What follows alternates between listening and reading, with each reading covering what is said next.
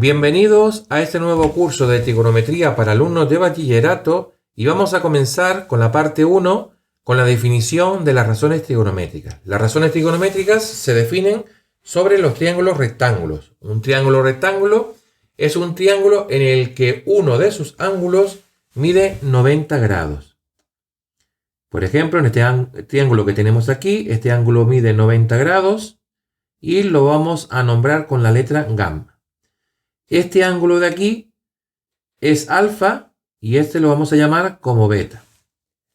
Al cateto contiguo al ángulo lo vamos a denotar con la letra X, al cateto opuesto al ángulo alfa con la letra Y y la hipotenusa la vamos a llamar R.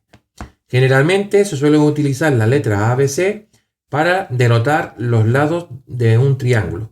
Yo voy a utilizar X y R por conveniencia, porque después cuando estudiemos la circunferencia de radio unidad, nos interesará el cateto contiguo como la abscisa, Y como la ordenada y R como el radio de la circunferencia. Eso lo veremos más adelante.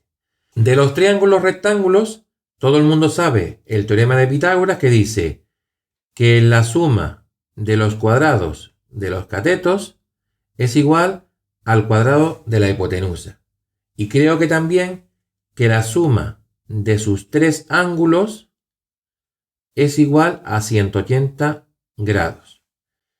En el caso del triángulo rectángulo, como gamma vale 90 grados, si nosotros esto despejamos alfa más beta y pasamos el gamma que mide 90 hacia el segundo miembro, entonces 180 menos 90 nos queda alfa más beta igual a 90 grados.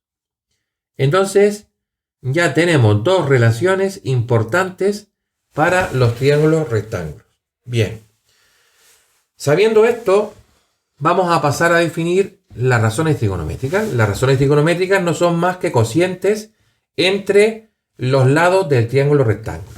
Entonces, definimos el seno de alfa como el cateto opuesto partido por la hipotenusa R. El coseno del ángulo alfa como el cateto contiguo al ángulo partido de la hipotenusa R. La tangente de alfa es el cateto opuesto partido el cateto contiguo. Estas tres razones trigonométricas, digamos, son las más importantes o las más que se usan, ¿no?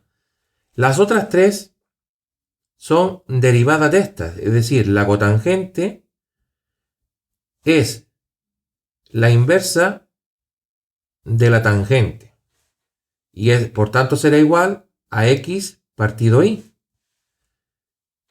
La secante del ángulo alfa es la inversa del coseno y por tanto será R partido X, ya que el coseno es X partido R. Y la cosecante de alfa es igual a 1 partido el seno de alfa. Como el seno es Y partido R, la cosecante será R partido Y. Para poder resolver los triángulos rectángulos, es necesario conocer las funciones inversas de las razones trigonométricas. Es decir, si nosotros hemos definido el seno de alfa como Y partido R, si nosotros queremos conocer cuánto vale ese ángulo, entonces simplemente calculamos el arcoseno de Y partido R. En el caso del coseno será arco coseno de X partido R. En el caso de la tangente, arco tangente de Y partido X. Esto es muy fácil para quien no lo sepa. Es decir, si tenemos, por ejemplo, el valor del seno, imaginemos que tenemos el seno de alfa es igual a 0,5. Entonces, en la calculadora hay una función que dice arcoseno. Entonces ponemos que alfa es el arcoseno de 0,5 y esto será 30 grados. Con esta información vamos a hacer un ejemplo para resolver un triángulo. El ejemplo dice resolver el triángulo de la figura y calcular las razones trigonométricas. Bien, esto se puede hacer de muchas maneras, pero para empezar, como conocemos los catetos, podemos utilizar el teorema de Pitágoras, que dice que la suma de los cuadrados de los catetos es igual al cuadrado de la hipotenusa. X en este caso vale 4. Entonces ponemos 4 al cuadrado más la y que vale 3, 3 al cuadrado. Y esto es igual a r cuadrado. 4 al cuadrado es 16. Bueno, vamos a poner por aquí r cuadrado igual a 16 más 3 por 3, 9. Y esto es igual a 25. Entonces tenemos r cuadrado igual a 25. Si nosotros tomamos raíz cuadrada en este miembro y raíz cuadrada en este otro, entonces nos queda que la raíz se va con este cuadrado y nos queda r es igual a la raíz de 25, que es 5 al cuadrado. 5 por 5, 25. Entonces el cuadrado se va con el cuadrado y por tanto nos queda que r es igual a 5 metros. Entonces ya podemos poner por aquí r igual a 5 metros. Bien, para calcular los ángulos, pues con calcular uno de ellos, sabemos que podemos calcular el otro, porque como sabemos que alfa más beta es igual a 90, por ejemplo, si alfa fuera 30, beta pues sería 60, ¿no? Si alfa vale 45, beta sería 45, por poner un ejemplo, ¿no? Lo siguiente que podemos hacer es calcular la tangente del ángulo alfa. Y conociendo la tangente, mediante el arco tangente podemos conocer cuánto vale alfa. Entonces, la tangente de alfa es el cateto opuesto partido por el cateto contiguo, es decir, 3 partido 4. Y entonces, de aquí, alfa es el arco tangente de 3 cuartos. Y vamos a la calculadora, con la calculadora puesta en unidades de grados, y tenemos el arco tangente de 3 dividido entre 4 es 36,87 grados. Sería 36,87 grados. Entonces, beta es igual a 90 menos alfa, es decir, 90 menos 36,87, y esto nos da 90 menos 36,87, 53,13. 53,13 grados. Bueno, pues ya tenemos los dos ángulos. Nos faltarían que calcular las razones trigonométricas. Entonces, el seno de alfa sería el cateto opuesto partido por la hipotenusa. Entonces sería 3 partido 5. El coseno de alfa sería el cateto contiguo partido por la hipotenusa. 4 partido 5. La tangente de alfa ya la hemos calculado, que sería 3 partido 4.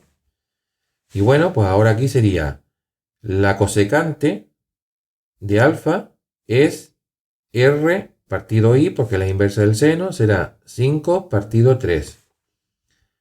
La secante de alfa es r partido x, porque es la inversa del coseno, y será 5 partido 4.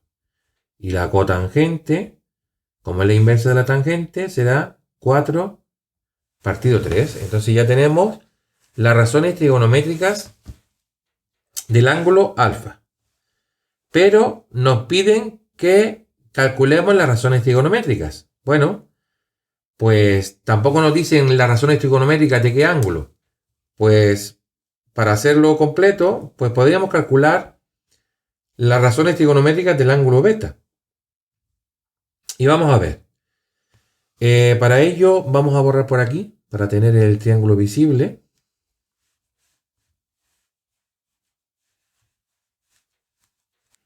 Para calcular las razones respecto del ángulo beta, tenemos que tener en cuenta que ahora para el ángulo beta, el cateto contiguo sería la y y el cateto opuesto sería la x. Entonces, si nos damos cuenta, tenemos que el seno